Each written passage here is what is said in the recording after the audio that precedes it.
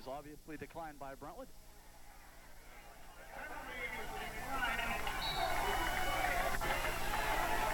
So the big sack by number B.J. Hebert brings up a second down with the penalty, and see where they mark it.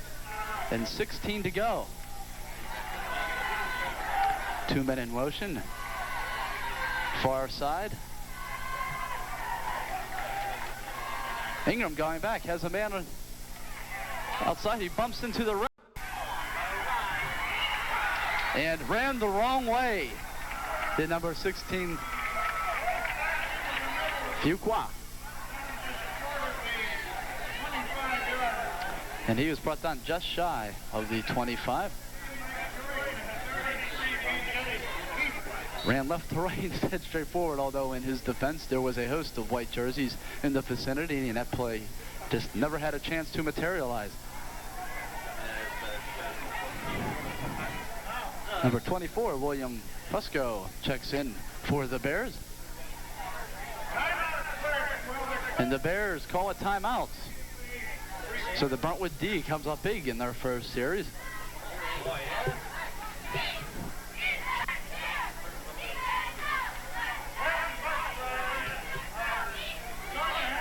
So both coaching staffs trot out onto the field.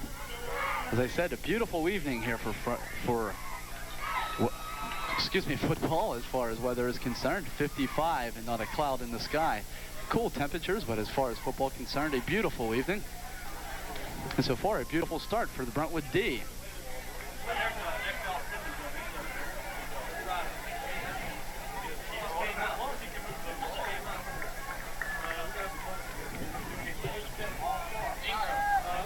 So Ben Ingram, number 10, younger brother of the quarterback, is back to punt. Brentwood should come up with decent fields. It's a low line driver, which is fielded on a bounce by Matthias. He picks up a nice block and goes up the left sideline. He has a few blockers in front. Nice cutback, and Brentwood will be starting off with excellent field position on their first offensive series inside of the Clairton Bears 40-yard line. So Matthias, with a beautiful run up the left sideline, picked up a few blockers, and that will bring on number 16, Billy Gorman, in the Brentwood offense, which struggled last week in Monessen. Gorman was only 2 of 13, and as well as the case was for Clairton, penalties is what killed the Brentwood cause last week in Monessen. So we'll see if a hard week of practice by Coach Povesi could take care of that. And they stay on the ground. First carry from scrimmage, and that's Matthias, who picks up about 6, perhaps 7 on the carry.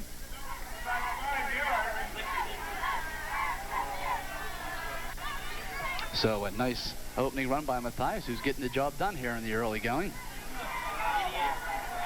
In addition to Michael Klein, as I said, a number of injuries for Brentwood. Stephen Gross has a fractured vertebrae, and we also have Michael Joyce, who has a sprained ankle, and Rick Stajuhar, who is also having some ankle problems. So some key players for Brentwood out. I believe the ball is loose.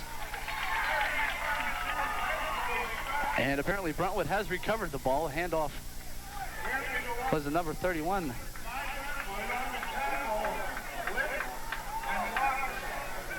Sam Paschal, who fell on the loose ball.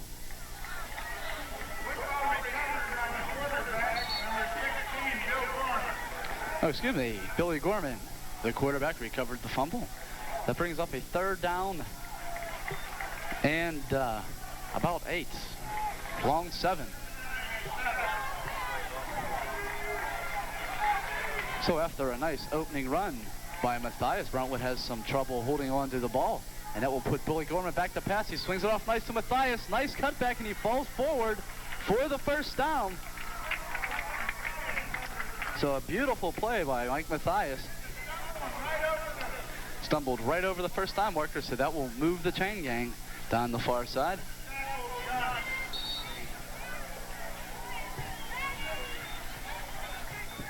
.45 and counting here in the opening quarter of action at Brentwood High. Brentwood just inside the 25-yard line of the visiting Clairton Bears. Matthias gets the call once again. Flags are down, and Matthias is dropped for a yard loss.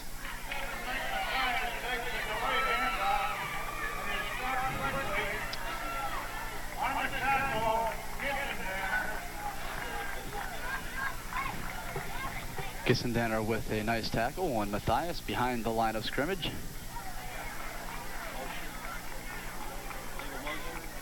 B.J. Hebert checks out of the ball game, and in comes Scarlatelli for Brentwood.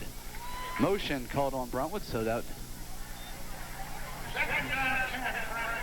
will make it 2nd down and 10.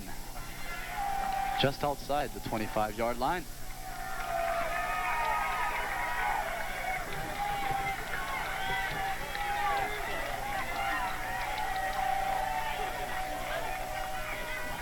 Gorman back to pass, has some protection, although all of his receivers are covered, and Gorman wisely just unloads the ball. Clairton Bears fans unhappy with that. Perhaps intentional grounding, although no flags were thrown. So they'll bring up a 3rd down and 10. Ball still spotted on the 26-yard line of Clairton. As I said in the opening, Gorman with some passing problems last week at Monessen. Only 2 of 13. Of course, Michael Klein is their #1 receiver. As I said, he is out with a dislocated shoulder, and he is a big target indeed for Billy Gorman, and that could hurt the Brentwood cause this year, as Mike should be out towards perhaps come back towards the end of the season. Stajuhar, their halfback, is also out with some problems, so the Brentwood offense is in some trouble here in the early going, and the division play hasn't even started. Division play opens up next week for Brentwood as their first 2 games, or first 3 games actually, against Monessen, Clairton, and South Park are all exhibition, and Gorman knee hit the ground, and he is sacked as he was under tremendous pressure. Number 44, Mike Johnson, the man to get to him. So Brentwood unable to capitalize with the excellent field position, and that will bring out the punting team. Got to give the Clairton D a lot of credit. 4th down and a mile. 4th and 30 to be exact. Gorman also takes the punting chores for Brentwood. Gets off a short kick, which will take a nice Brentwood bounce, and is down inside the 20-yard line on the 19. And that's where the Bears and Benji Ingram will set up shop.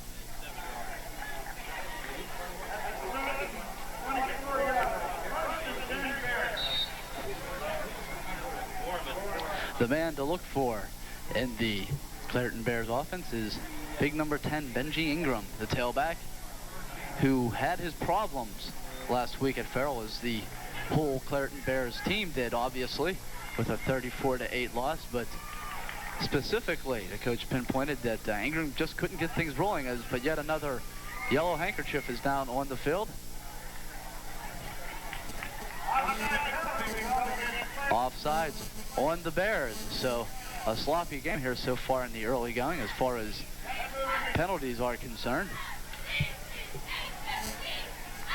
Clairton pinned deep in their own territory.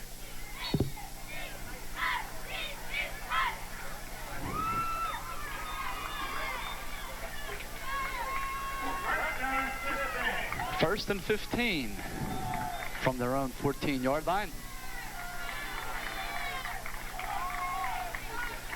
They go with the run through the left side and breaks a tackle, and Gorman, safety, brings down number 22, Omar Carr, who has a nice run and gets back all the penalty yardage and a lot more. That will bring a 2nd down and short, perhaps 2nd down and 3 for the Bears. So a pickup of about 12 yards on the carry. Omar Carr goes through the left side, breaks a few tackles, and finally brought down by number 16, Gorman. You see a nice shot of Ingram. Comes up over center.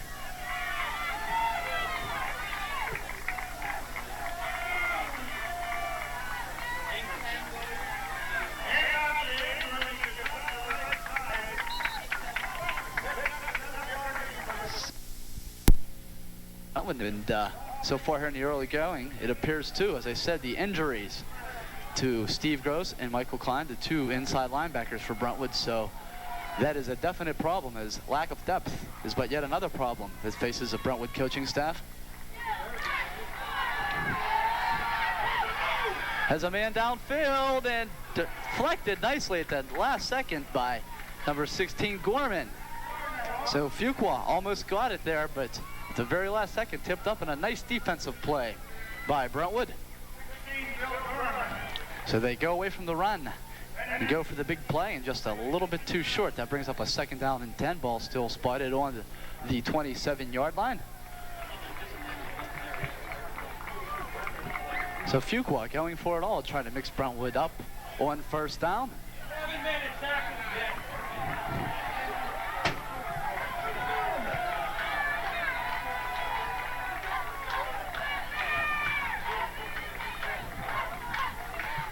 Fuqua with a long count, and they hand off through the left side.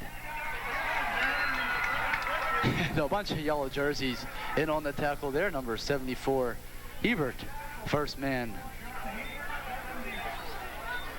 to get there. So that will be 3rd down and long, which faces the Clairton Bears and Louis Fuqua.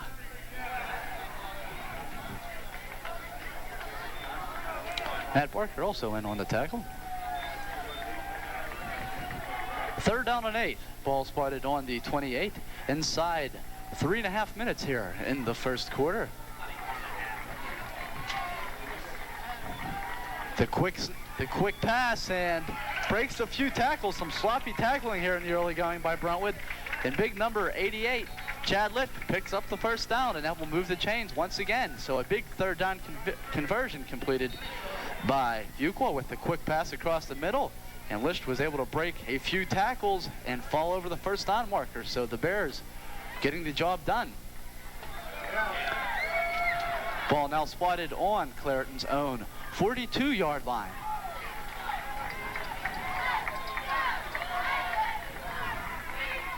Ingram in motion. They're going to run the option. They run it effectively. Has blockers out in front. And that is a pickup of 8 yards. Once again, it's Carr with a beautiful carry. So Carr is getting the job done. Has 20 yards on just 2 carries. Bring up a 2nd down and short, 2nd and 2.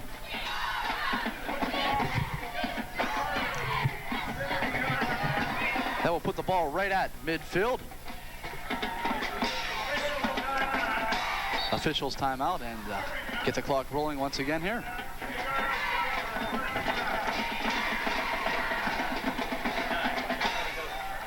Well, the lack of the 2 inside linebackers, I think, is apparent here so far in the early going. They are running a will against the Brentwood D. They lose a lot of size in Gross and Klein.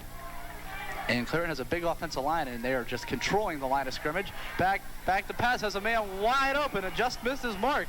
Did Fuqua.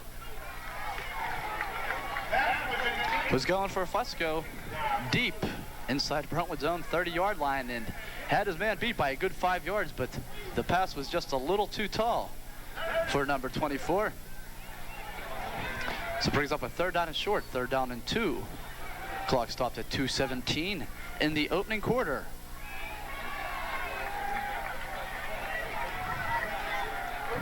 And this is where it is tough for Brentwood. As I said, the Bears dominating the line of scrimmage so far here in the 1st quarter. And Ben Ingram, number 10, gets the carry, and he is not done yet as he picks up about 7 yards on a carry, which is more than enough for the 1st down, as they only needed 2. So the Bears are just marching down the field, move the chains one more time. Inside of 2 minutes, and the Bears are in Brentwood territory.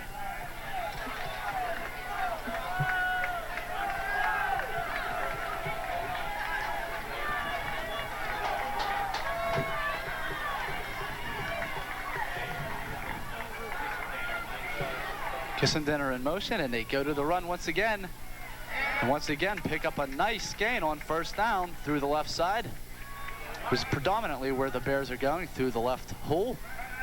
Omar Carr once again now has 28 yards on, but yet 3 carries. That's not a bad average here in the 1st quarter. Excuse me, they pick up only of 6. 2nd down and 4. Ball now spotted on the 37-yard line of Brentwood.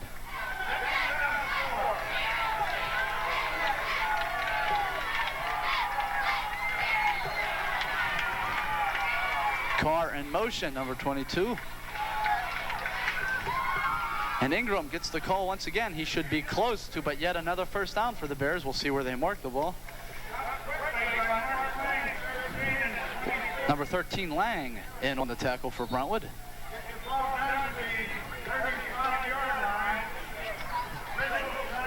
Official timeout as Kent Adomski checks in for Brentwood. Checking on number 21, Sean Bauer.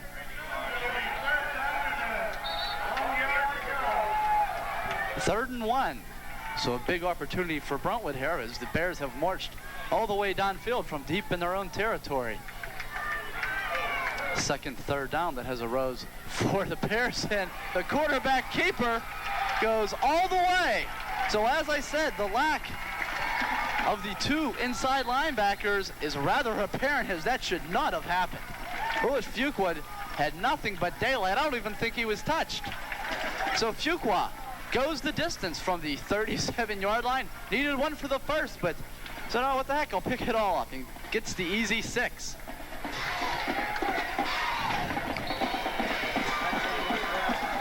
And Brentwood, to say the least, their defense appears to be playing a bit sloppy, and it is very evident that their two inside linebackers are missing. Going for the extra point is Ingram, who is also the kicker for the Bears. Straight on attempt and puts it through the uprights. So with the clock stopped at 30 seconds here in the first quarter, the Clairton Bears strike first blood and are up on top 7-0. We have a replay of Johns right up the middle. As you can see, I don't even think he was touched. Just took it himself and had nothing but daylight. So it doesn't get any easier than that. I'm sure Lewis says, oh, boy, let's call that play all evening long. So with a 37-yard scamper by Fuqua, the Bears are up on top 7-0. See if the Brentwood offense could get something rolling here in the late stages of the first quarter.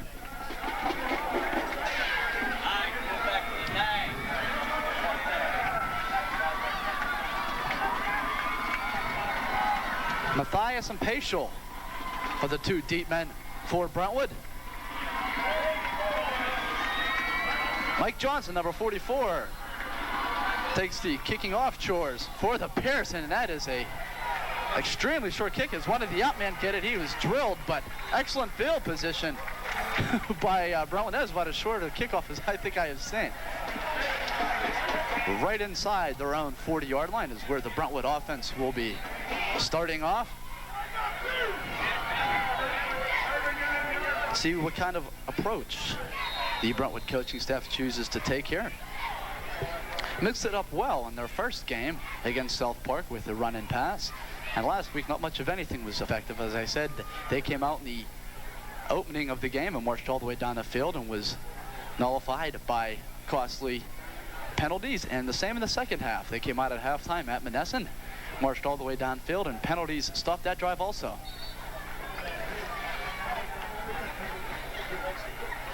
The Brentwood offense, if they get things clicking, has potential. They got a few big players. And Billy Gorman has a good arm, and I think he's going to have an outstanding year for Brentwood. As I said, he's missing a few key receivers, but definitely has the capabilities. Great size for a high school quarterback, and surprise, surprise, more flags.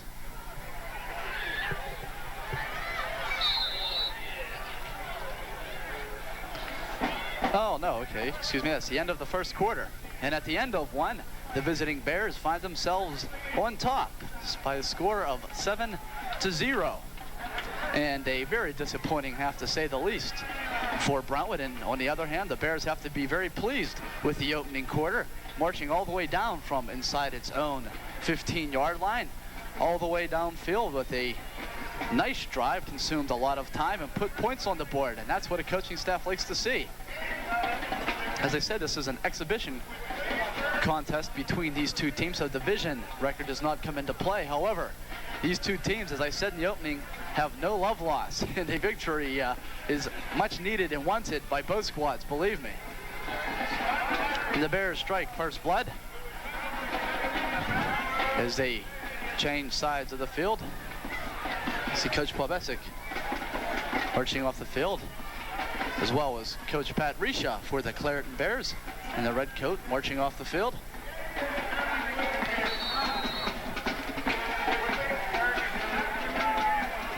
So first down and 10 for Brentwood on their own 39-yard line.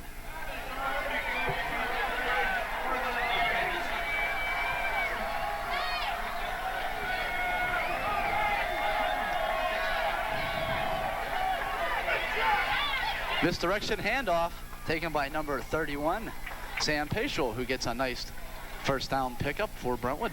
Gets the ball up and over the 45-yard line. 6, perhaps 7 on the pickup by Paschal. Jeff Eckerman checks out for Brentwood. 2nd and 4. Just at the start of the second quarter, Brentwood down 7-0. Matthias and Paschal in the backfield for Brentwood. Oh, excuse me, Scarlatelli and Matthias with a nice carry. Scarlatelli picked up a nice block and sprung Matthias through, so that will move the chains for Brentwood. And Matthias having a impressive first half here so far. If there's a bright spot for Brentwood, Matthias would indeed be it.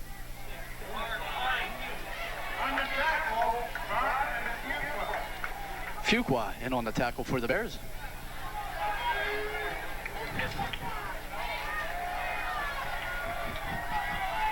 First and 10, ball spotted on the 46-yard line.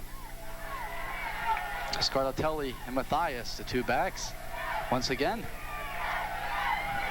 The quick pass to number 31, and that will pick up a quick 4 as the quick out pass to Paschal. So we'll pick up a quick 3 yards for Brentwood as the clock continues to roll at 10.5 minutes in the second quarter.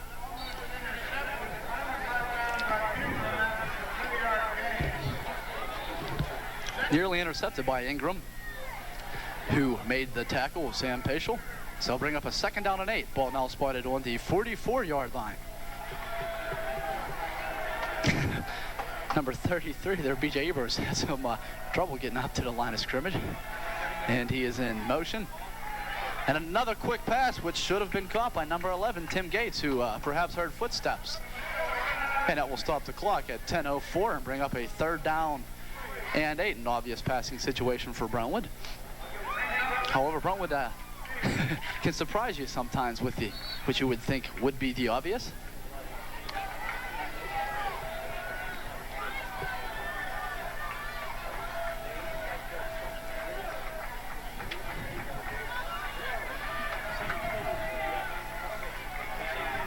Third and 8 from the 44-yard line. And flags fall as the right side of the Clairton Bears line jumped over. We'll see if he was drawn off. Maybe Brentwood could pick up his chunk of yardage here. And that is indeed the call, offsides. Number 53, Damon Flower, the man that was over the line and made contact. Scarlatelli will check out for Brentwood.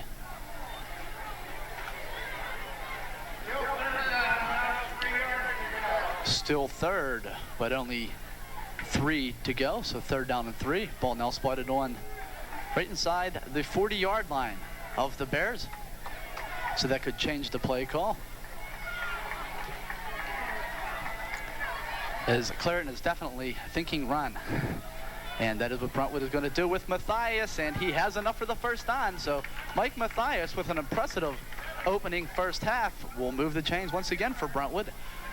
So Brentwood says, thank you very much, number 53, for dropping off sides, make it a little bit easier on the Spartans. So that will move the chains, and Brentwood has a drive of their own in the works here. B.J. Hebert checks back out. Scarlatelli back in, who is on the far side. Inside of 10 minutes before the half. And there it is again. Movement on the right side for Clairton. We'll see what the call is here. I didn't see any movement. Another offsides call, so Perhaps Brentwood should just stick with the long con here and march their way down the field the easy way. Second consecutive offsides call. So it brings up a 1st and 5. Ball now spotted on the 30-yard line of the Bears.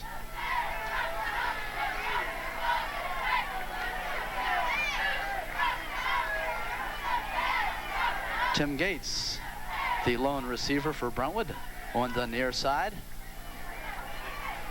It's a pitch right to number 31, Paschal, and he has a nice run. Falls just short of the first down, so that will bring up a 2nd down and 1.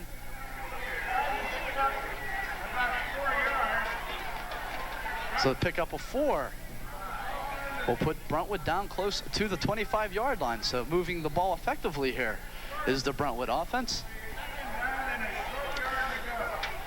2nd and actually under a yard, 2nd about a foot. So a pickup of close to 5 by Paschal. Right at the 25-yard line.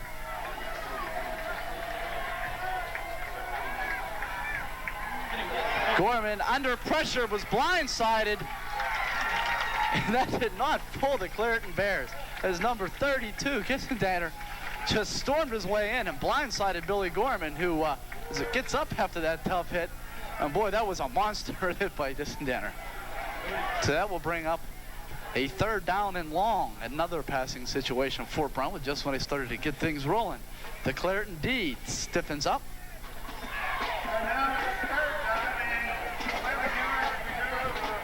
Lost 10 yards on that sack.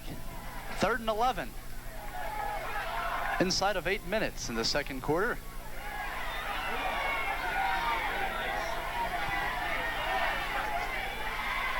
And under pressure once again, unloads it, has a man out there a little too deep for number 33. It's B.J. Hebert once again, and B.J. just a little too short for that, as Gorman once again was under tremendous pressure from the left side. And that brings up a 4th down and 11. Ball still spotted on the 35-yard line of the Bears. And I think the field goal attempt is out of the question, especially because their kicker, Michael Joyce, as I said, having some ankle problems, and even if he was able, I don't think that attempted. Brentwood going for it on 4th and 11. As I said, ball spotted on the 35-yard line. Gorman didn't like what he saw and wisely called the timeout. That is Brentwood's first.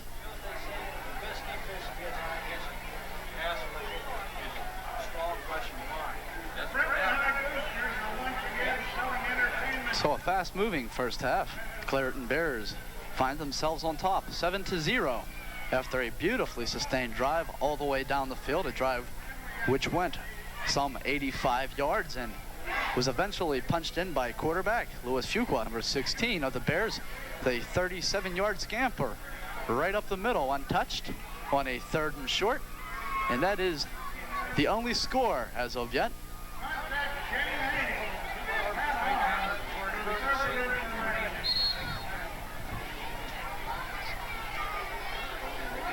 As you see, Coach Larry Plobesic trying to straighten his troops out here. Big 4th down play, and Billy Gorman wisely called a timeout as he did not like the defensive arrangement by the Clairton Bears. Scarlatelli and out on the far side. Big 4th down and 11 play. Gorman has a receiver, Scarlatelli, and a nice defensive play by Ingram, number 10, who was going for the ball, as the Brentwood fans don't think so, but a nice defensive play by Ingram and the Bears, and they will take over on their own 35-yard line with 7:29 left in the 2nd quarter, and they find themselves on top, 7-0. So we'll see if the Brentwood defensive problems continue, as the last drive of the Bears, they marched down the field effortless. The Bears big up front, and they are dominating both line of scrimmages here so far. And that will go through the left side. That's number 22, Carr, once again, who is mounting up all kinds of yardage here in the first half. He'll pick up about 6 on the carry, so they'll bring up a 2nd down and 4.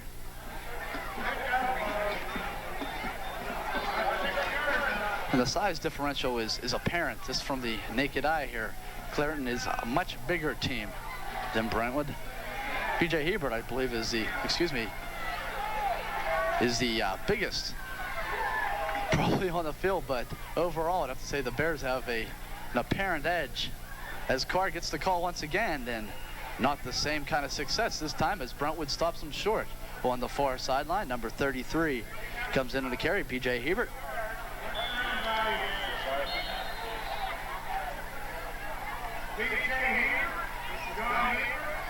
I'm sorry, before I said B.J. Hebert, the biggest on the team. It's John's younger brother, John, biggest player on the field. And one of the captains for Brentwood this year. So I'll bring up a 3rd down and 3 inside of 7 minutes, 6:30 to be exact and counting. Ball spotted on Clairton's own 42-yard line. So a fast-moving first half as both teams choosing to keep the ball on the ground primarily. And why not? It's working for both clubs so far.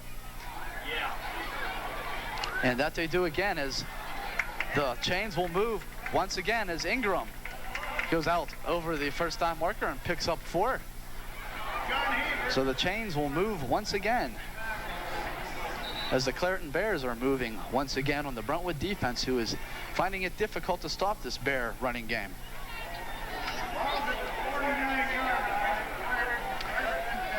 First and 10 from the 49.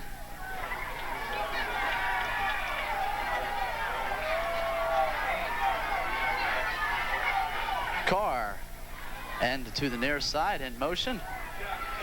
And they go with a quick handoff. No, the option, excuse me. And they run it effectively, and one man to beat, and that's Gorman, and he will take him out of bounds, but not until they pick up another first down. And once again, that's Ingram, who is pushed out of bounds by Billy Gorman at the 36-yard line. So the Bears making it look easy. And in defense of the Bears, their loss last week was to the number 1 ranked team in single-way Farrell, who many think will go uncontested this year. They think that they have it wrapped up even before the season started. That remains to be seen, obviously, but defending champs Bears found out how tough Farrell really is, and Brentwood finding out how tough it is to stop that Clairton Bear running game.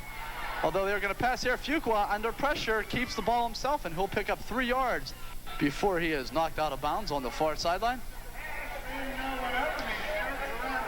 And we have a replay here.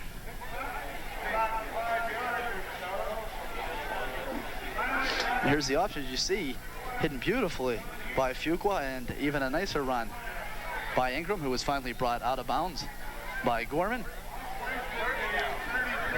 Clock stopped at 5:20. A pickup of 4 by Fuqua on the last carry. Ball spotted on the 32-yard line. So 2nd down and 6 arises for the Bears.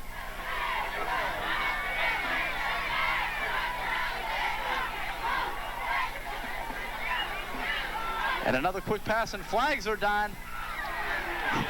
Number 88, Chad Licht, is not an easy man to bring down in the open field. As I said, flags are down. If against Brentwood, that is enough for the first down for the Bears. However, it is not, as it is illegal motion on the side of the men in the orange jerseys. So that will bring back the quick pass to Chad Licht across the middle. No question there what the Bears were going to do, as there wasn't a back to be found come snap time. And this is what killed the Bears last week at Farrell, was penalties. As I said, that was also Brentwood's problem at Monessen. They both got the ball rolling. Penalties seemed to stall the drives. Clairton moving the ball well here once again for the 2nd consecutive series. 2nd down 11 inside of 5 minutes in the 2nd quarter. And they're going to pass once again. He is under pressure. Ackerman just misses him. And ball is intercepted. Call it incomplete. 2 referees there. And number 31, Sam Paschal, is not buying it. In Sam's defense, from my vantage point, it appeared that he did have it. However, the ground perhaps did cause the reception, and they obviously have a lot better angle than I do. However, the pass still goes incomplete, and that brings up a 3rd down and long and passing situation for Fuqua and the Bears. 3rd and 11. Ball spotted on the 36-yard line of the Spartans. And Fuqua was under tremendous pressure. Number 80, Ackerman, just missed him as he blindsided Fuqua, much as the Bears did to Billy Gorman on the series before. And they go with a misdirection handoff through the left side, and he could go all the way. He has one man to beat, and Paschal grabs his jersey and throws him out of bounds, but not until they pick up the 1st down and an additional 20 yards. So number 22, Carr, is having himself a season here so far at Brentwood in the 1st half.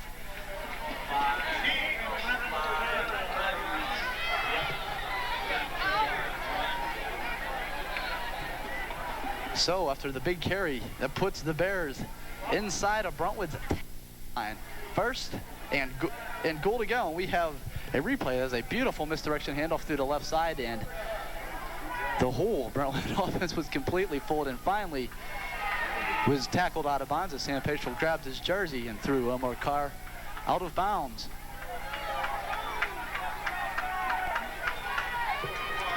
And they go to Carr once again, and not the same success there as Hebert was the first to get there, along with number 74 for the Brentwood Spartans.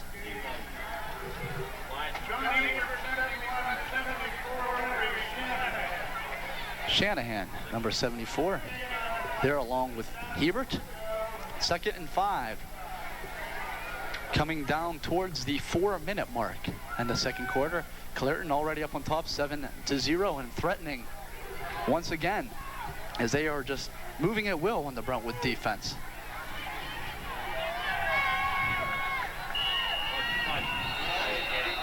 And flags are down. I believe it is delay of game on the side of Clairton. And as I said, that was part of their problem last week at Farrell.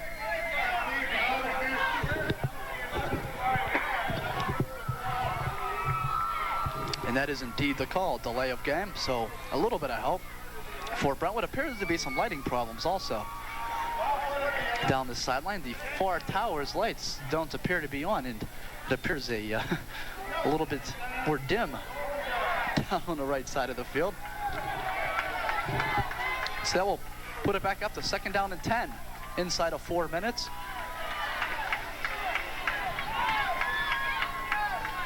They run the option once again, and once again run effectively, and Matthias gets his hand on Ingram, and that won't be enough as Ingram dances his way into the end zone, and you got to give Ingram all the credit in the world. Matthias had him stopped outside the 10-yard line as he held onto his jersey, and there was no white jerseys in the vicinity to help Matthias out, and Ingram tiptoed his way into the end zone, and that will be another 6 for the Bears late in the 1st half. So the Bears are having some fun on offense, to say the least. And there's a replay. And right here, Matthias had a hand on him, and knee almost hit the ground, did Ingram, and shaded off a few tacklers and bounced into the end zone. Low snap, which was fielded nicely. Flags on the play. The extra point was good. Brentwood players are clapping, so evidently against the Bears, a legal motion is the call against Clairton. So they will try it again. Already up 13-0. Clock stopped at 3 minutes and 40 seconds in the 2nd quarter. So they will go back 5 yards farther and give it another shot as the man who scored the touchdown will attempt the extra point. And that is blocked, so the extra 5 yards apparently hurt him is big number 71, Hebert. As I said, the biggest man on the field, and there's an advantage of being big as he got his hands on the ball and batted that down. So, with the clock stopped at 3:40, the visiting Clairton Bears find themselves on top 13-0. Brentwood with enough time to try to get something rolling here good field position wouldn't hurt, as back deep for Brentwood will be Paschal and Matthias. And if the last kickoff was any indication of the strength of number 44, Mike Johnson's leg, Brentwood indeed has a good opportunity to get some good field position, because in my couple years of doing Brentwood ball, that was the shortest kickoff I think I have ever seen.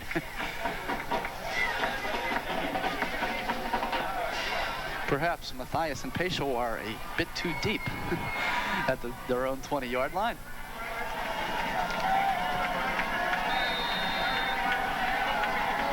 And the kick is a much better one, and fielded by Matthias, who goes right up the gut, has a few blockers, and he breaks a few tackles, has some daylight on the right side. And a nice shoestring tackle is made by the Bears, couldn't get a number. And Matthias is down right outside the 35-yard line, so that's where Brentwood will set up shop. Clock stopped at 3:32, so they have ample time here if they want to try to get something on the board. As I said, a couple big players on the Brentwood offense, and Billy Gorman with an extremely strong arm to put the ball downfield. I don't think they're looking for that right now, but if need be, Gorman could air the ball out. Paschal and Scartatelli, the two backs. Matthias in motion. Handoff goes to Paschal, who is stacked up right at the line. A whole gang of orange jerseys in on the tackle there for the Bears. Second and long, 2nd and 10. No gain on the carry as he managed just to get back to the line of scrimmage. Coming down to the 2.5-minute mark in the second quarter. Clairton on top 13-0. Scartatelli checks out of the game for Brentwood. As you see a nice shot of the Clairton D that is playing extremely well here so far in the first half. Digging in. 2nd and 9. As Paschal picked up a half a yard on the carry. Ball spotted on the 36-yard line of Brentwood. Try again with Paschal. Has a few blockers, has nice hole, and gets the first down. And Ingram just lays a shoulder on Ingram with a small man in stature, but I'll tell you what, he is playing like a giant here so far in the first half, as he just laid a touchdown-saving shoulder into Sam Paschal. However, a nice run by Paschal, enough to move the chains. First down and 10 for BHS. Ball spotted on the 48-yard line of Brentwood. 2 minutes left. And rolling in the second quarter.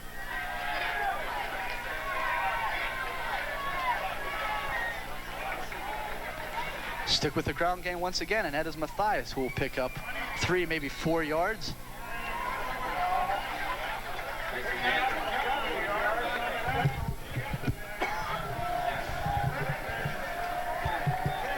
Gissendaner with another tackle for the Bears, who's having a nice game defensively so far for Clairton.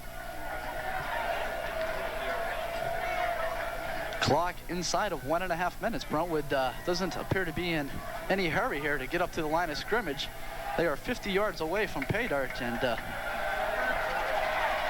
reacting rather slowly out there, to my surprise. They do have another timeout remaining.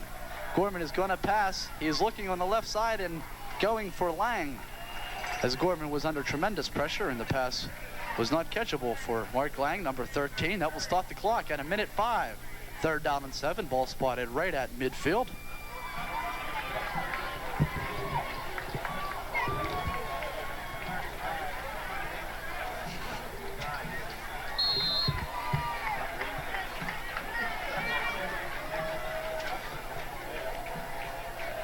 You see one of our sideline cameramen with a nice shot. So a big 3rd down and 7 for Brentwood. If they have any chances of getting some points before the half, they have to complete this 3rd down conversion. Gorman back to pass, has some time, surprisingly, and a catch that could have been caught by Ackerman, number 80. It would have been a nice catch, but in and out of the hands of number 80. Would have been about a yard shy of the 1st down marker anyways, but Brentwood would have gone for it, as they will here, I would imagine. Exactly 60 ticks left on the first half clock. And they elect to punt, as Billy Gorman, as I said, also takes the punting chores for Brentwood.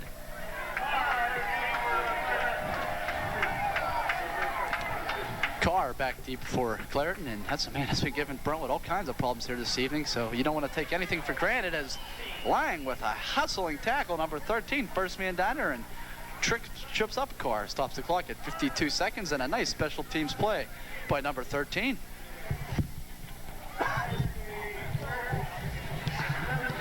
There you see the man that just made a beautiful play. Just tripped up Carr. A 33-yard punt by Billy Gorman and a 0 return by Carr.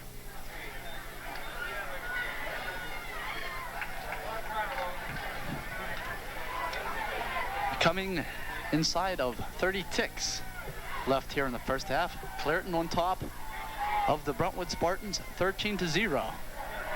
Clairton, no doubt, will choose to air up the clock, going for another quarterback sneak. That's the play that Fuqua went on a 37-yard scamper for in the first quarter to get their first points of the board. Excuse me, of the game on the board. Not as quite as successful that time, however. And that will be the last play of the first half. So going into the half, the visiting Clairton Bears are giving Brentwood a clinic on offense as they are moving the ball rather impressively. We will be back with second half action and first half statistics in a bit.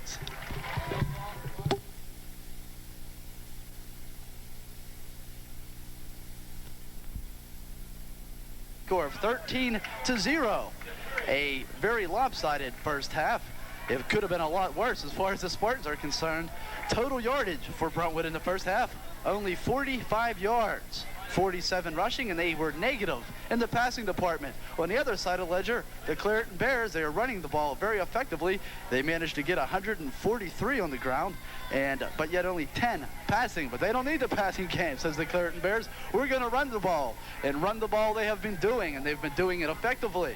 Like I said, 143 yards, 2 of 9 in the passing department. Brentwood only 2 of 5 in the passing department, as I said, for negative yards. Of course, a couple of big sacks will take away Billy Gorman's passing statistics, and the second half is underway.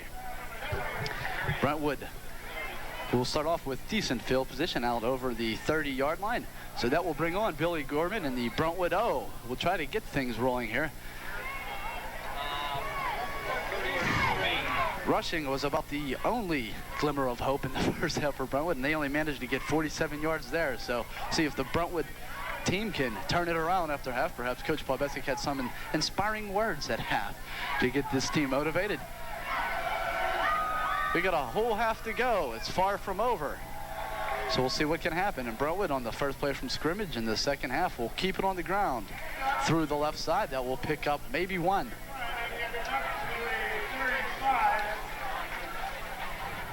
That's Matthias with the carry, who will pick up one.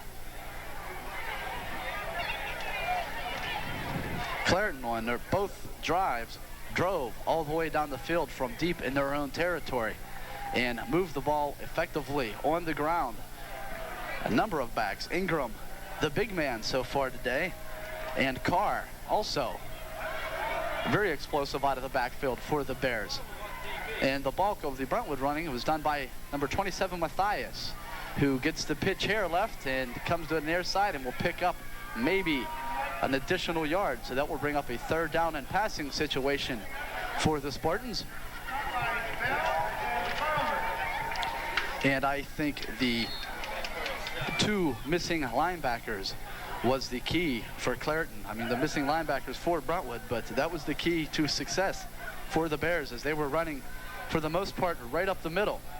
And of course, the first touchdown by quarterback Louis Fuqua was a quarterback sneak, and he scampered 37 yards untouched right up the middle. And it's easy to second guess, but perhaps if the 2 starting linebackers, Gross and Klein, were in there, that play may have never happened. Gorman's going to pass, dumps it off to Matthias with a nice little spin move, and Matthias with a beautiful move takes the ball out over the 45-yard line, and appeared that Matthias was going to be dumped for, at the very most, a 2-yard gain, but a beautiful spin move allows him to pick up the first down. So Brentwood starting off the way the coaching staff, I'm sure, would like to see.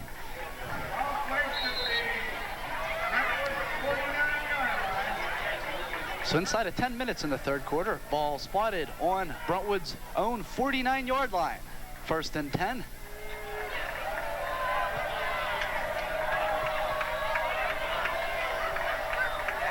They're going to stick with the run once again, and Paschal is just devastated on that play. Nowhere to go. And he was dropped for about a 5-yard loss on the carry.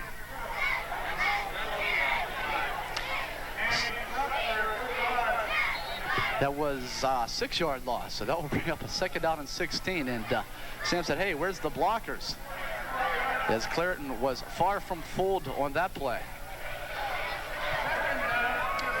So that will knock Brentwood inside their own 45-yard line, 44 to be exact, 9:20 and rolling on the third quarter clock. Gorman going to go to the air, is looking in the way of Ackerman, who is covered, and dumps it off to Matthias, who does a nice job of just batting the ball out of bounds, as number 16, Louis Fuqua, was in the vicinity of the errant pass. Billy Gorman's help will bring up a 3rd down and 15. So right when Brentwood started to get things rolling, the big defensive play on the part of the Bears, I knocked Sam Paschal back for a 5-yard loss, and Brentwood is faced with a 3rd and long.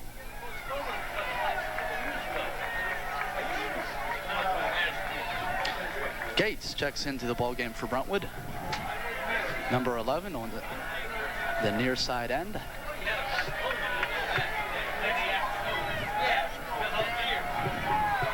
Gorman going back to pass, under pressure once again, and intercepted, and that will be 6. He has one man to beat, that's Gorman, who slows him up. And the Clairton Bears are in business at the Brentwood 5-yard line. A beautiful defensive read, as Gorman perhaps should have ate the ball. I'm not sure if he saw the Clairton defender, who just stepped right in front of Gates, the intended receiver, and scampered all the way down to Brentwood's 5-yard line. And that is not something that the Brentwood team nor coaching staff likes to see in the opening part of the second half, as they already trail the visiting Bears by a score of 13-0. So 1st and goal for the Bears, and you don't like to count your chickens here before they hatch, but for all intents and purposes, if they can nail this ball in and continue playing the way they've been playing, it's going to be an extremely tough climb for the Brentwood Spartans. They're going to pitch left to Ingram, and runs in end zone for his 2nd touchdown untouched. And we'll have a replay of number 10's run. And the Bears are making it look easy here so far this evening. And there's the interception, as I said, intended for number 24. I'll take it back. I said it was intended for Gates. Scarlatelli was the intended receiver, and just a beautiful defensive play to step right in front of the intended receiver and take the ball down to the end zone. And one play later from scrimmage, the Bears find themselves on top by yet another touchdown. They're going for the 2-point conversion, as their last extra point was blocked. And they're going to pass, and they go with a quick pass, which is incomplete. So with the clock stopped at 8:30 in the third quarter, the Bears are up on top of the hometown Brentwood Spartans.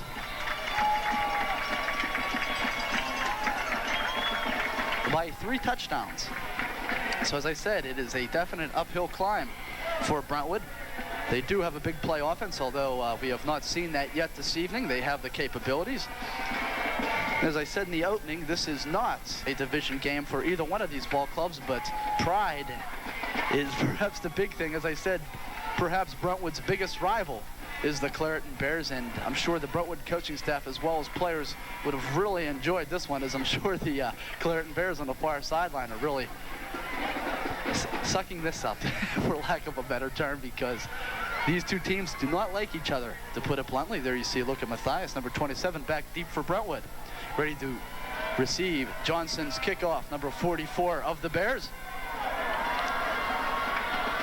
And his kick, a low line drive, which is fielded by Paschal, number 31, and gets the ball out over the 25-yard line, just shy of the 30. So that's where Brentwood will try to get the O rolling once again.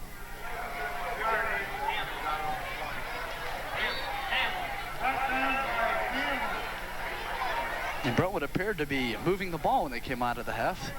Appeared to be fired up and got the quick first down and was moving the ball, and then boom, boom, before you know it, the Clairton Bears get another touchdown and they find themselves up by a score of 19-0. As I said, the passing game was non-existent for Brentwood in the first half, actually non-existent for Clairton either. The two teams combined didn't even have 10 yards passing. And that will go for not the run on the right side, and that will be another loss for the Brentwood backs. That's a loss of about 4 yards, so a second down and long once again arises for Brentwood. Gates checks back in for the Spartans, and out comes Ackerman, number 80. A loss of 3. Ball spotted on the 27. That brings up a second down and 13.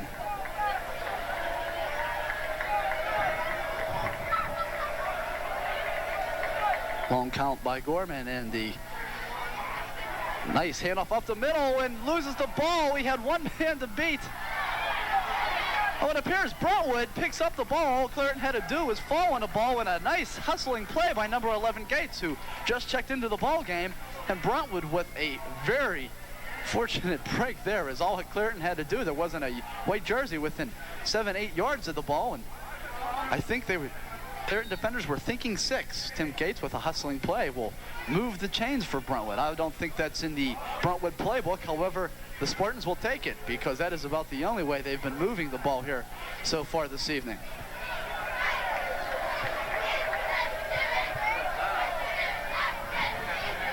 They go right up the gut once again. Mathias, who has the bulk of Brentwood's yardage here so far tonight, and he'll pick up about another 2 yards on that carry.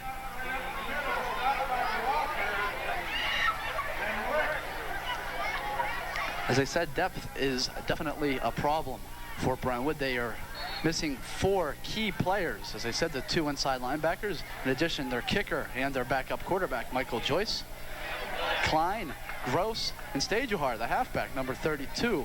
And depth is definitely a problem for Brentwood, and that could come into play in the second half as fatigue comes into play. Gorman goes with a quick pass to Scarlatelli, does a nice job of holding on to the ball, and is just taken right out of his hands by Ingram.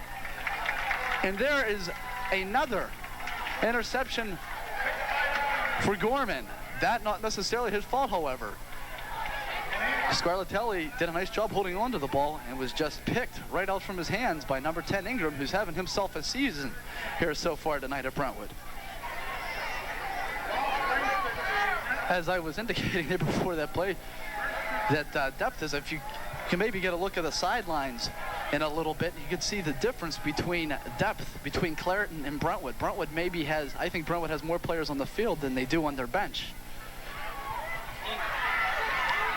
And another nice run. I believe that's Carr, number 22, through the right side. Brentwood saying that he fumbled the ball,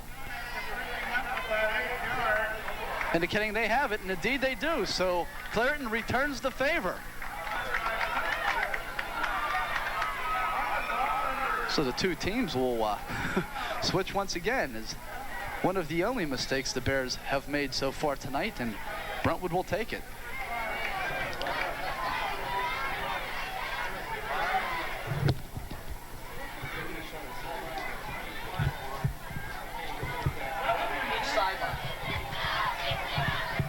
I'll bring up a 1st and 10 inside of 6 minutes for Brentwood. They'll go back with the run and back with Mathias, who was tackled by a host of orange jerseys led by number 88, Chad Licht of the Clairton Bears.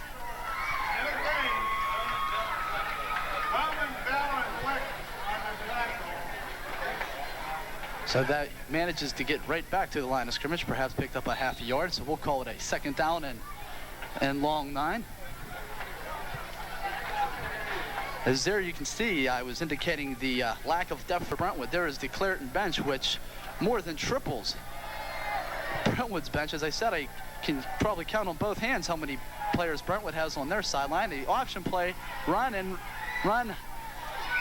semi-effectively to Mathias, who manages to pick up about 4 yards. They'll bring up a 3rd down and about 5 for Brentwood, as Mathias didn't have much in the way of blocking.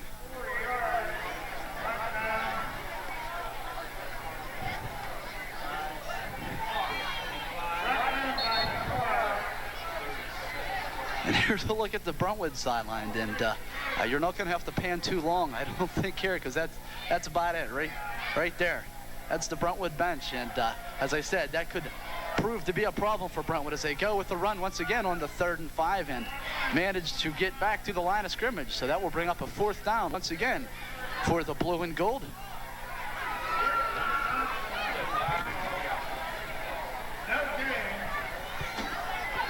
No gains, so that brings up a 4th and 6. Ball still spotted on the 45-yard line. Now inside of 3.5 minutes in the 3rd quarter. Clairton still on top by the score of 19-0 when Brentwood is going to punt. The Bears should have decent field position. Gorman has trouble holding on to the ball and just gets a foot on it and takes a slight Brentwood roll, and they down it right at the 35-yard line of Clairton. So that's where the Orange will set up shop in the way of Clairton and quarterback Louis Fuqua, who's not airing the ball out too much here this evening, but doesn't need to, as his ground game has been more than effective, which is traditionally known for Clairton. They don't choose to air it out. Seems year in and year out, they just have big, strong, fast backs who get the job done, and that's been their trademark, and it's working here again this evening at Brentwood.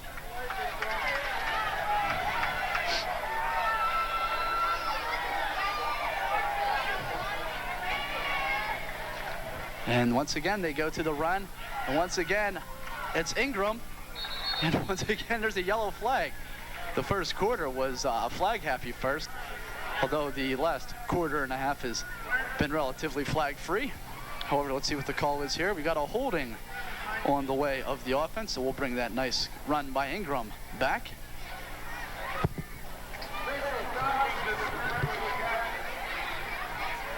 Brentwood, no doubt, will take the penalty, so that will bring up a 1st and long for the Bears.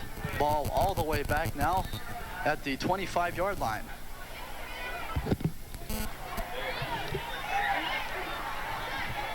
Inside of 2.5 minutes. 1st and 20. Brentwood finds himself down by 19 points. 19-0. So perhaps Clairton will be forced to pass here. However, they could probably still pick up the 20 yards the way they've been running here so far tonight, and that's what they do. They stick with the ground game, and they go through the left side, and they pick up the penalty yardage and a little bonus yard there. A pickup of 11 on the carry, bring up 2nd down and 9. Well, from the spot of the ball, he picked up about 12, so it'll be 2nd down and 8.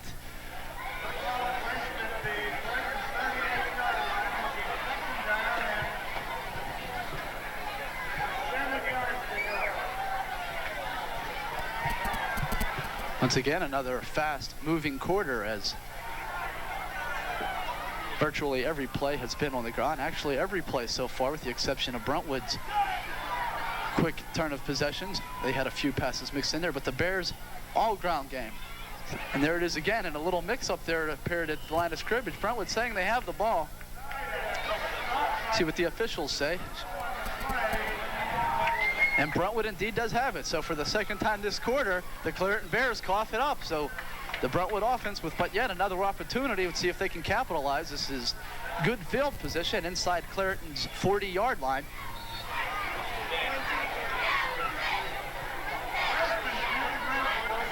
So 1st and 10 Brentwood. Ball spotted on the 38 of the Bears. Clock now inside of 1 minute in the 3rd quarter. In case you're joining us late, this is a replay, as Friday night's game, as much as a lot of Western Pennsylvania football games were canceled due to the lightning and tornado warnings. This is being played on Monday, a week earlier from today, and there was a nice pass and reception and a flag on the play. Perhaps some illegal contact by the defender. Matthias was the receiver. And a nice pass by Gorman, who said, hey, see what happens? You give me a little bit of time, I'll get the ball there.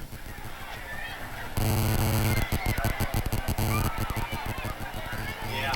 And there it is, pass interference on the Bears. So there'll be a nice pickup for Brentwood. Now down inside the 25 to the 23-yard line of the Bears. So perhaps their best opportunity of the game for the blue and gold.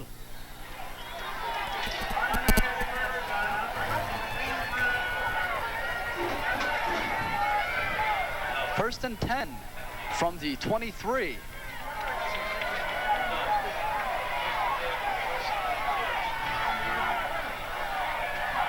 The quick pass by Gorman, who was under pressure, Gates, the intended receiver, and I believe that the ball dropped. So they'll bring up a second and 10. As number 14, Philip Bowman, was rushing Billy Gorman's pass and was forced to get rid of it probably a little earlier than he would have liked, as he had Matthias open on the near sideline down about 10-15 yards. As there you see Scarlatelli check out once again for Brentwood. Brentwood has a few backs which Coach Pobesic chooses to platoon to run the plays in and out of. Sid Stajuhar, one of the key backs, which Pobesic, which is, I'm sure, was platooning here this evening, but his ankle injury prevents that. And quick pass once again intended for Sam Paschal on the far sideline, but batted down nicely at the line by big number 22, Omar Carr, who is having himself an exceptional game here tonight. So Clairton coming out strong after the big disappointing blowout to the hands of Farrell last week. As I said, Farrell the #1 team in Division I, but the Bears are the defending champs, and I'm sure their pride was hurt a bit last week, but coming out like gangbusters this week and playing Brentwood tough. 3rd and 10, 30 seconds left, ball spotted on the 23-yard line. And here comes the rush. And Gorman does a nice job down low. He has a few blockers. Scarlatelli with the catch, and he manages to get the ball down inside the 20-yard line. However, that is short of the first down.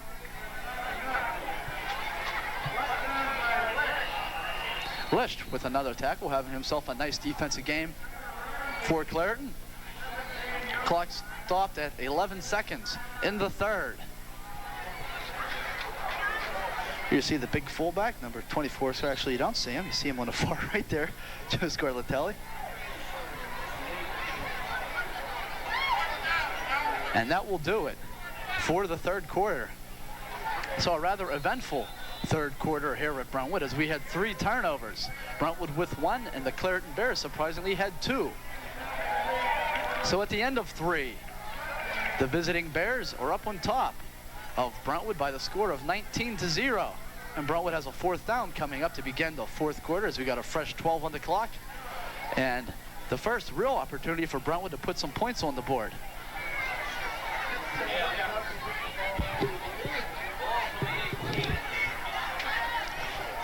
Ball should be spotted on about the 18-yard line, if I'm not correct, which would bring up around a 4th down and 5, maybe 6.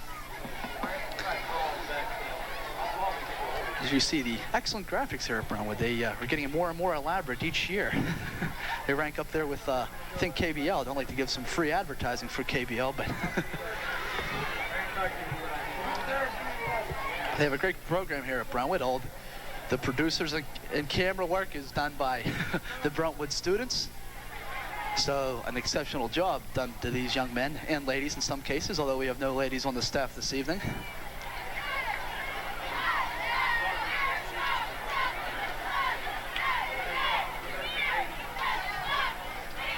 Already 4th down and 6.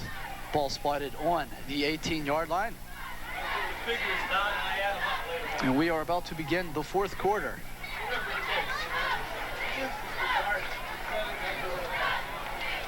And next week, division play begins for Brentwood, so that's where the games really count. Of course, they would have liked to get at least 1 victory out of these first 3 games.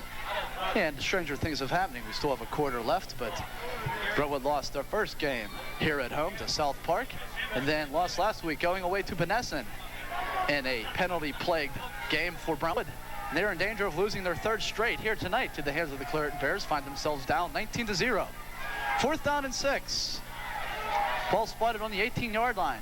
They're going to try the old option play, and Matthias just stumps the ball off. Scarlatelli was there, and there was a host of orange jerseys around Scarlatelli, even if he did manage to hold on to the ball.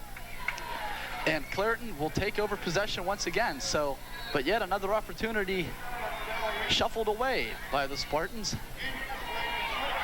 The incomplete pass, as I said, thrown by Matthias, intended for Scarlatelli. Scarlatelli was turned around a bit and would have been a hard catch to make.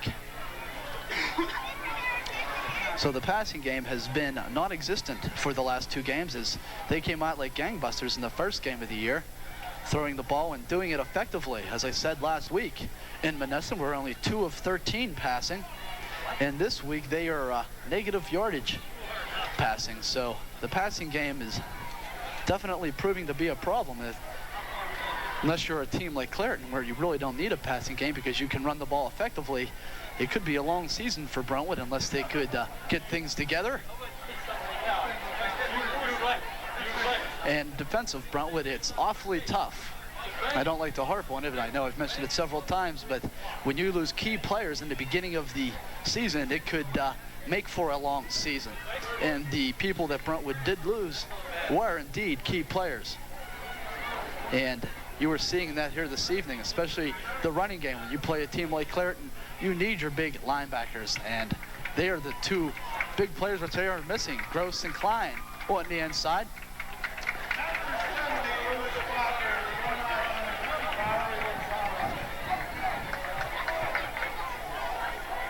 There you see a nice view from down on the sidelines. One of our bleacher cams.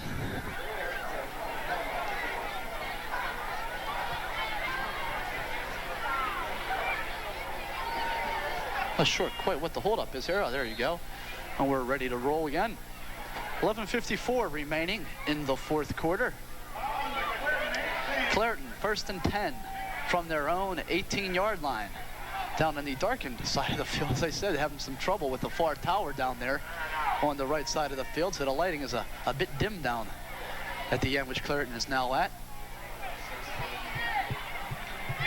Rolling out is Fuqua, which fools no Brentwood defenders. Picks up maybe a yard on the carry, bring up a 2nd down and 9. Scarlatelli, number 24, in on the tackle. Not a bad turnout, actually, for a Monday night game. They had an excellent turnout for Friday night's game, but as I mentioned several times, we were washed out here at Brentwood. But all things considered, pretty good turnout. Impressed with the turnout also by the Clairton Bears faithful. Quite a few people made the journey here from Clairton. 2nd down and 9, it's John Hebert that will make the highlight film, no doubt, for Brentwood, as Hebert just rushed in and slammed down car number 22. That is nothing but size, strength, and quickness there. As big John Hebert was far from fooled on that play. That will bring up a 3rd down and 12, loss of 3 on the play. Ball now spotted on the 16-yard line.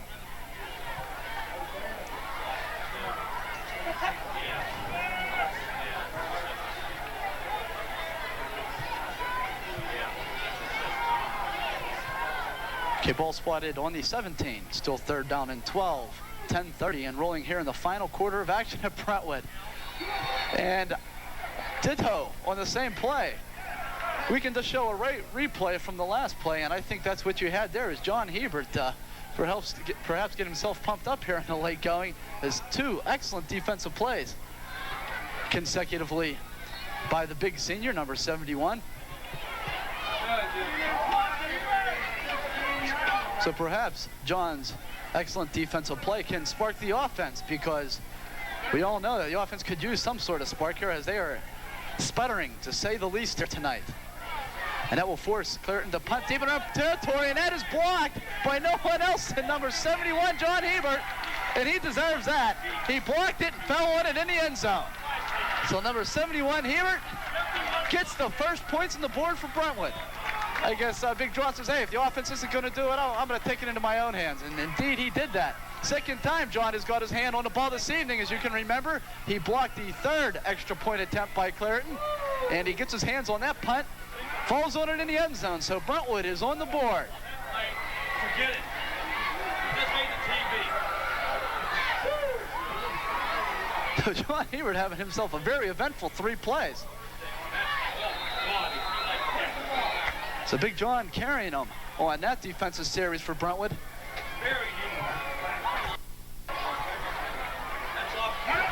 And we have a replay And John is not hard to pick out. As I said, the biggest man on the field for both clubs. And John just rushed in. Excellent penetration.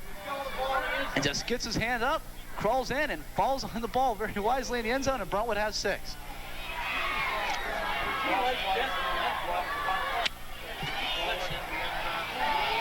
So with the clock stopped at 9:46 in the 4th quarter, Brentwood's first points of the game are now on the board and find themselves trailing by 13 by the score of 19-6.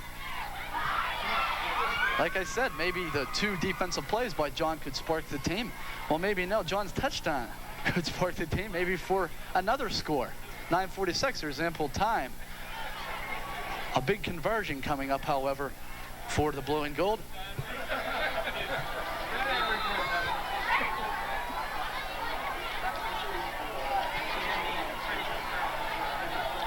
So much like the Pittsburgh Steelers offense, Brentwood's defense is getting the job done and getting the points on the board as the Steelers offense has done the first 2 weeks of the season.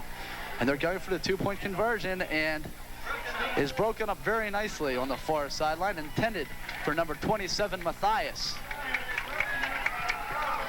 And broke up by number 14, Philip Bowman, with a nice bat down for the 2-point conversion attempt. So if the clock stopped at 9:46, Brentwood gets his first points of the game on the board and find themselves trailing by the score of 19-6.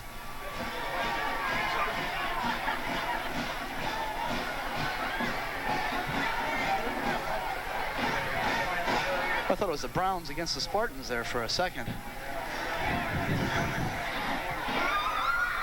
Here you see the Brentwood cheerleaders that haven't had much to cheer about this evening, but finally given an opportunity to strut their stuff.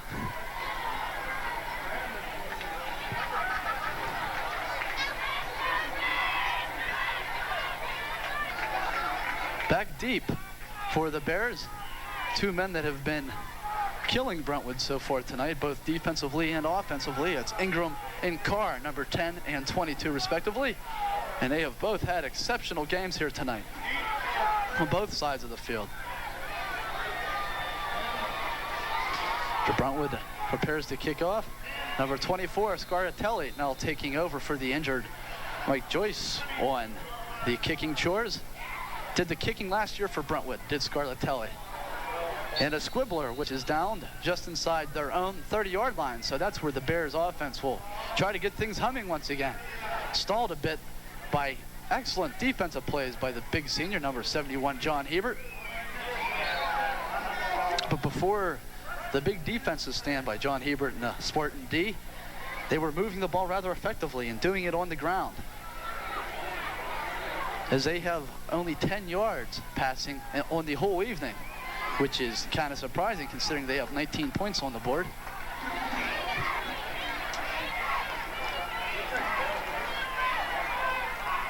Some trouble holding on to the ball is Fuqua, and he is tackled right at the line, perhaps lost a yard. There was a flag down as the clock stops with the yellow flag. And apparently a player is down also for Brentwood. It's a white jersey, can't get the number though, as they are calling for some medical assistance. B.J. Hebert, younger brother of the man of the last 5 minutes. Anyways, John Hebert appears to be something with his legs. Appears to be what they're tending to. So you see Big John looking over little brother B.J.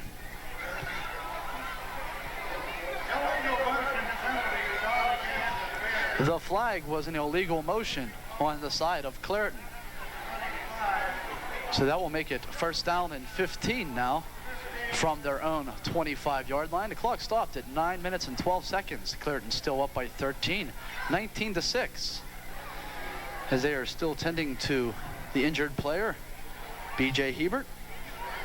And he is up under his own power, which you like to see. Trotting off, perhaps just had the wind knocked out of him. So you see a good look at Coach Larry Pobesic here at Brentwood, now in his 4th season at the helm for Brentwood.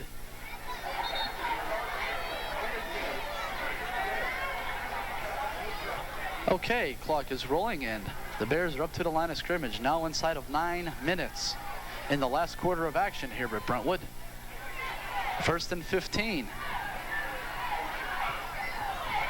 Misdirection handoff to the left side, and Carr picks up the 5 yards lost on the motion call, so he'll get back to the original line of scrimmage, bring up a 2nd down, and we'll call it 9, a long 9 for the Bears. Just over the 30-yard line.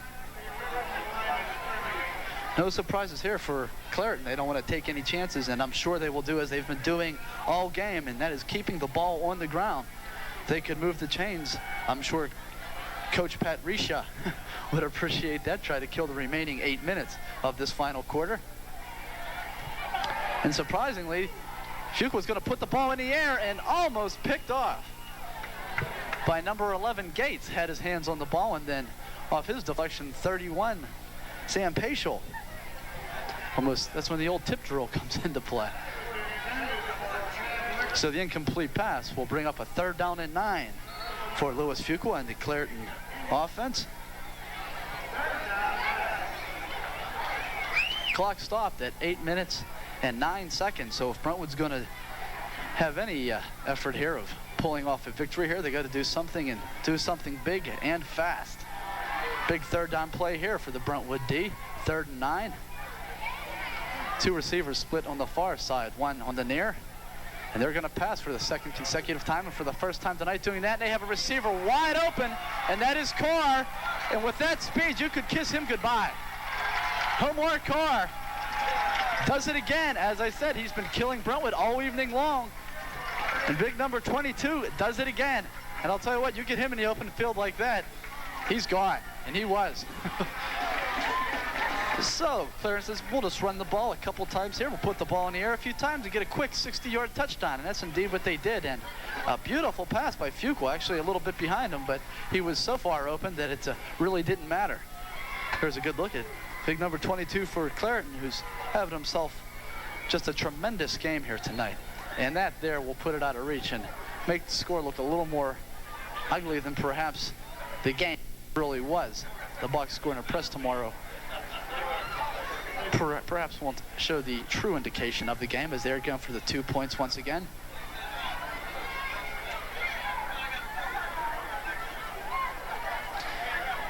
And Ingram should be in, and he is. So the combination that's been killing Brentwood all evening long does it again. Ingram gets the 2, and Carr gets the 6. Here's a replay on the pass. As you can see, he had the protection and just aired it out and had his man beat by a good 6-7 yards. And from that point on, he's history. He's like a gazelle out there in the open field. Well, that was one of the things which the Brentwood coaching staff was a little leery of which they are every year. Teams like Monessen and Duquesne and Clairton, they have that speed, and Brentwood doesn't have that much in the way of speed. And as I pointed out, a couple key injuries with the running game, but that there was just flat-out passing, something that we're not used to seeing too often from Clairton. But when you run the way they do, and Brentwood obviously is looking, run, and you can open it up, stretch out that defense, and that's what they did right there. Our score now, 27-6. The visiting Bears find themselves on top, as Scarlatelli just falls on a loose ball as him and Lang. Perhaps some communication problems there. Ball down on the 27-yard line of Brentwood. You see a shot of the Clairton cheerleaders. There's B.J. Hebert, who's apparently okay, back in action. Number 22, Omar Carr, gets the job done. You got to give Lewis Fuqua a lot of credit also. It was a nice pass. Ball was in the air for a good 30 yards before Carr picked it off. I'm sure Brentwood and Coach Paul Bessick would like to put some more points on the board, though, for, if not less, more than anything else, for a confidence builder, as there is Matthias, who's been getting the bulk of the carries here this evening, has the bulk of Brentwood's net yardage, actually. Picks up another 2 yards. That'll bring up a 2nd down and 8, just at the 30-yard line.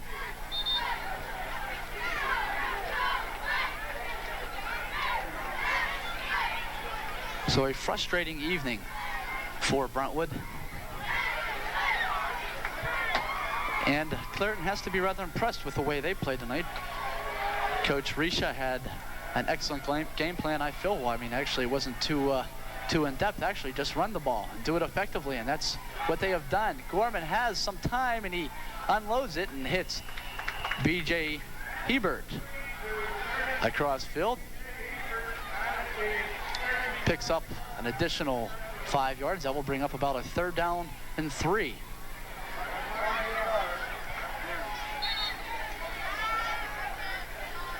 As BJ will check back out, and in comes Scarlatelli with the play. Clock rolling now, down close to the 6-minute mark in the final quarter of action. 27-6 is our score. The Clairton Bears, defending single A champs, are on top of the visiting hometown Spartans. Gonna pass once again, and that is intercepted again. And it is getting ugly now, as who else? Number 10, Ingram, with the interception. Boy, these two gentlemen, Carr and Ingram, tonight, I have not seen a better game in high school ball in several years. He is just having himself a season here tonight. And for a little man, he is getting big things done here tonight. We heard about him before the game, and that was part of the problem last week. They couldn't get Ingram involved with the offense, and they have done so tonight, and that shows what Clairton can do when he is involved. And almost a nice sliding catch by Ingram.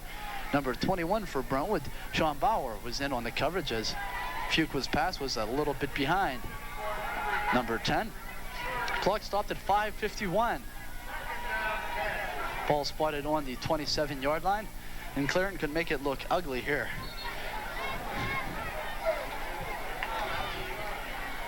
Obviously, Coach Risha does not necessarily want to just grind out the clock and is maybe not satisfied with the 27-6 lead, as they ran the ball all night long and did it effectively. And now the last 2 series choosing to put the ball in the air as they go back to the run there. And there's big number 10 again, who gets down inside the 5-yard line. And you can't say enough about this young man tonight. His knocked out of bounds will stop the clock at 5:43. And Clairton is dangerously close to another touchdown.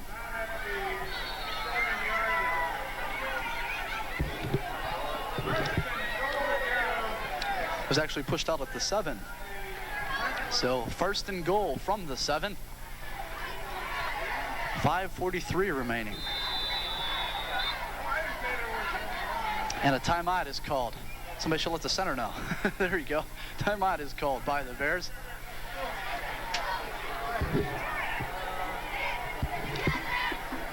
And onto the field for Clairton comes ex-Brentwood coach George Radozovic, who was at the helm for Brentwood for many, many years, and is now part of the Pat Risha coaching staff. Perhaps some memories for George walking onto the field here at Brentwood. Gave this borough and football fans here in this community a lot of memories. A couple of his players are now in the NFL. Scott Radisick, to name one. Younger brother Keith, I believe, played for a short time during the striking season. And also Donnie Graham, 3 players which George Radozovic coached here at Brentwood. As he trots off the field. So 1st and goal from the 7. And the Clairton Bears obviously looking for more. As off trots Brentwood's defensive coordinator.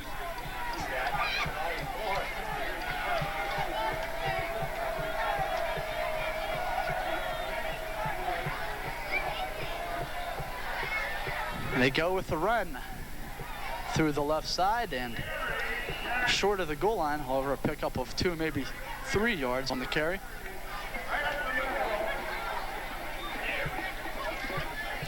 That is number 30's first carry of the evening, Tarek Berry for the Bears, so gets his name and number called. Gets the ball just inside the 5-yard line, so that will bring up a 2nd down and goal to go from the 4.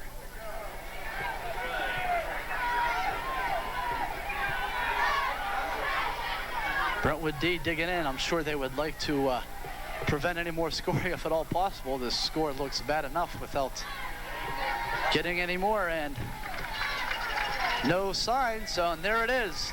Late signal from the referees, and who else? Number 10, Ingram, falls into the end zone. So Clairton starting to roll it up here in the second half,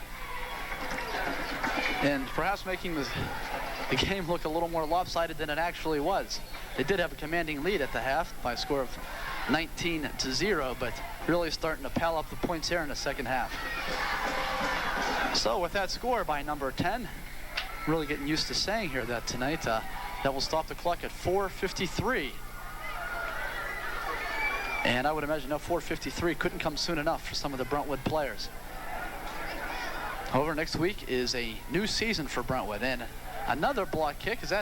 It is again. That's his third block kick of the evening. John Hebert. So if there is a bright spot this evening, you'd have to give it to that man, number 71, John Hebert. As we do every week, we always pick out a Brentwood most valuable player of the game, and I think John basically has that wrapped up tonight, as he has Brentwood's only points and a few big defensive plays and 3 blocks. So John, good effort tonight. As I said, a new season next week. Of course, Brentwood would have liked to gone into next week's division play with the victory. But only one team could do that, and that's going to be Clairton here this evening. This proved to be the better team tonight. As I said, defending champs. And Brentwood just couldn't get things rolling tonight.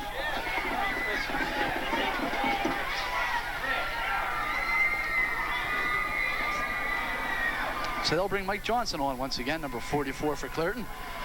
And back deep for Brentwood is Sam Paschal and Mike Mathias.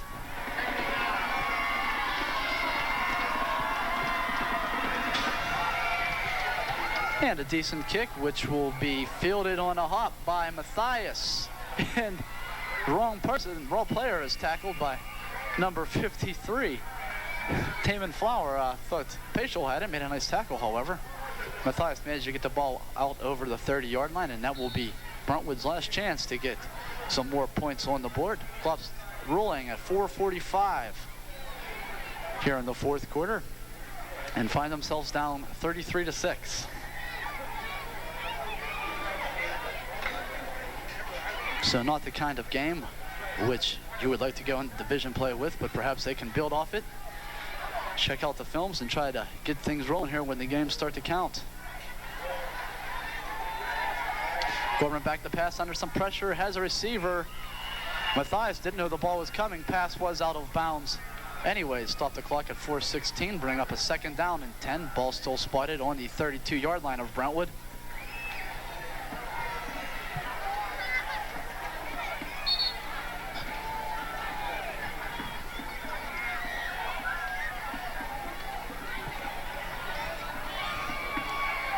So a very frustrating game for the Spartans, to say the least, tonight.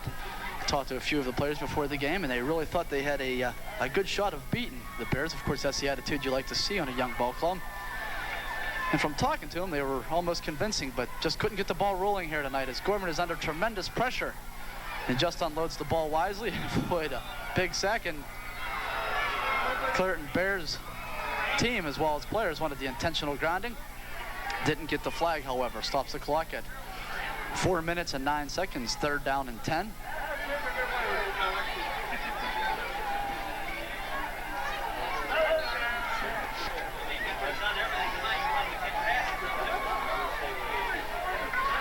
So for the second consecutive week, their passing game has not been too effective.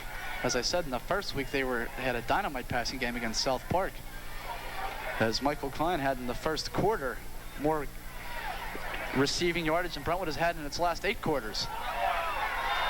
And Gorman just tried to air it out there, and the closest man to that ball was 22 Carr, intended for Scarlatelli, but far, far over his head, and that'll bring up a 4th down and 10. Clock stopped at 4 minutes and 2 seconds.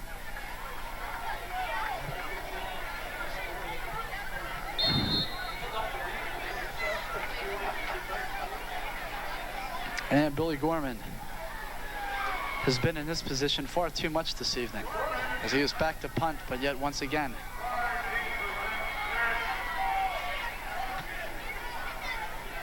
gets off a decent punt fielded by Carr, who jukes Lang and has a host of blockers up the right sideline. Matthias is perhaps last minute beat. A beautiful cutback goes across the field. Matthias once again is the last player, and what else can you say about Omar Carr? As they are just rolling up the points now, and this game is getting ugly. As Carr a little slow getting up down in the end zone, and that young man has had himself an exceptional game. If we were to pick out a most valuable player on the side of the Clairton Bears, it would be awfully tough. You'd have to give the whole squad 4 stars because they have played an excellent ball game tonight. Specifically, you'd have to give the top notch to that man right there, 22 Carr, and also number 10 Ingram. Those two gentlemen should be very proud of the performances they have had this evening.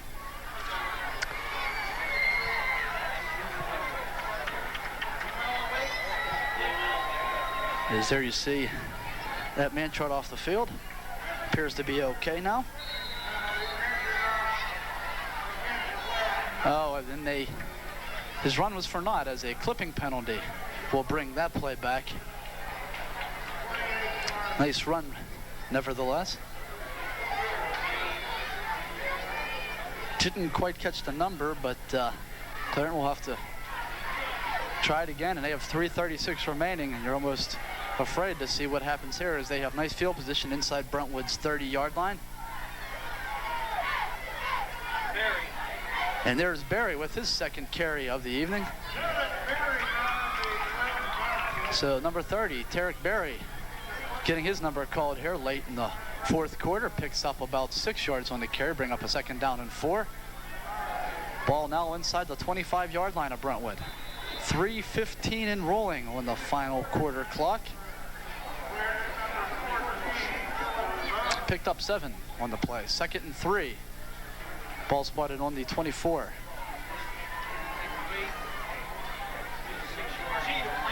And another flag is down, but yet another back is in. That's Lance Cheadle, who gets the carry and should be close to the 1st down. However, as I said, there are flags on the play.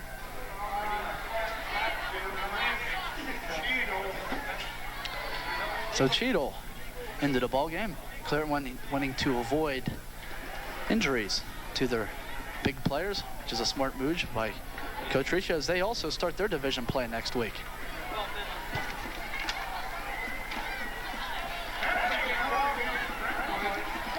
That last penalty will be called against Brentwood, as they had one too many players on the field and get caught in the act. Clock stopped at 2:56, and Clairton will move the chains the easy way. Compliments of Brentwood.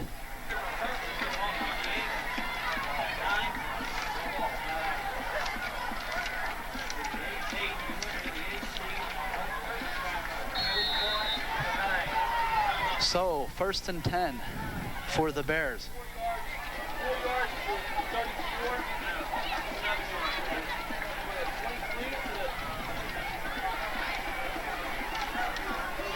Not sure what the confusion is on the field, but apparently some.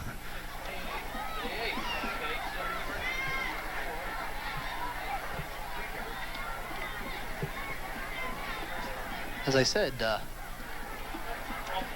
Brentwood no longer in the same division as Clairton. This ball game tonight, if there is a bright spot for the Spartans, is only an exhibition game. Next week is when they count. So Brentwood has themselves 4 days of practice to try to get things rolling here. They actually played pretty impressively their first week of the season against South Park here at home. But from that point on, injuries in the yellow flag has been killing this team. The inability to put the ball in the air. 1st and 10 from Brentwood's 12.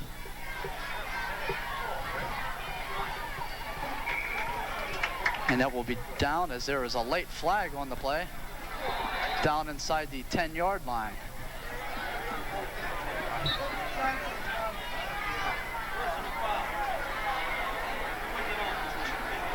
Number 15 on LS carry, Jamar Mosby. His first carry of the evening. Personal foul, called against the Bears. I'm not exactly sure why they would be so emotionally involved in this game. It's far from close, but nevertheless, a 15-yard penalty in the wrong direction as far as the Bears are concerned. Clock rolling at 2 minutes and 40 seconds.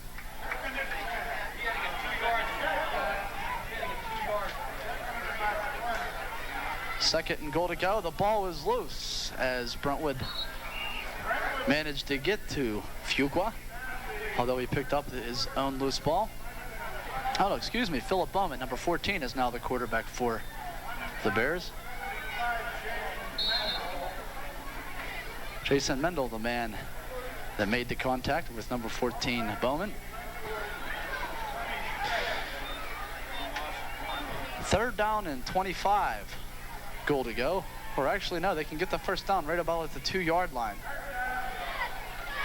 It's Bowman rolling right, looking right, and into the end zone. Has a receiver, and through the hands of one receiver, and almost a touchdown. Very close, but that will be an incomplete pass. As Bowman shown, he has a rifle as he zipped that ball very sharply across the middle. A good 30 yards. That will bring up a fourth down and 25. Clock stopped at 1:51. And this game is just dragging on to an eternity here in the final few minutes.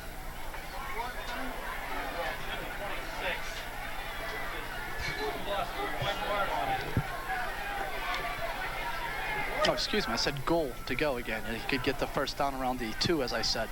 So 4th and 25, and Bears going for it. And under tremendous pressure, and Wisely just dumps it off, and it is caught by number 44. That's Johnson with his first reception of the game, and brought down nicely by number 26 of Brentwood, John Grodson.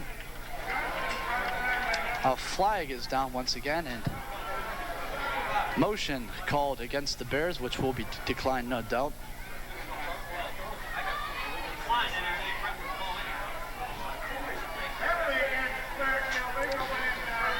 So Brentwood has a minute 50 if they want to put some last points on the board.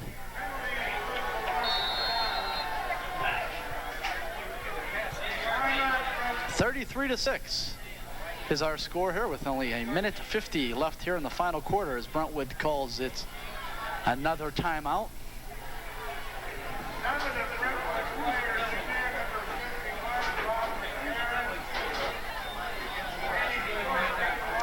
As a host of whiter jerseys are now onto the field, Coach Fabesi going to the bench, which is not too surprising considering the score.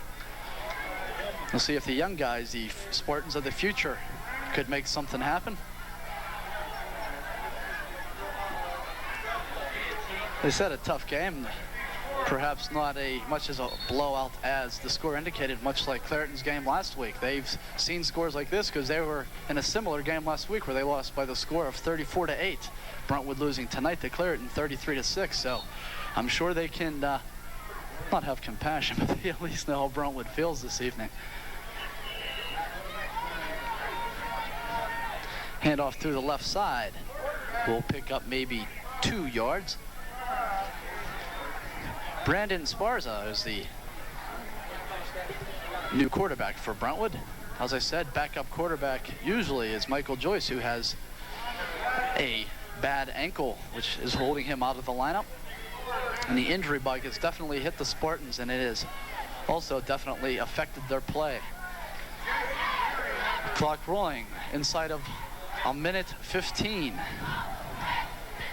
Go to the running game again, and will maybe fall forward for perhaps a yard. Third down and long. So we'll see if Brandon here will put the ball in the air. First time he threw the ball in varsity play. Out checks number 17, Jason Berry, seeing his first action of the ball game.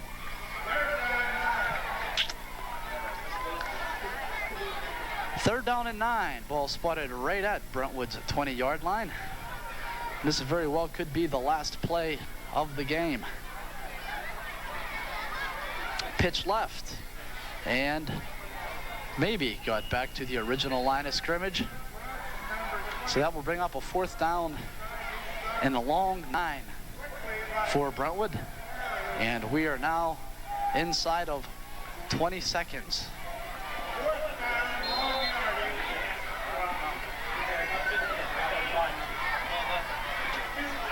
And that should do it here from Brentwood High School.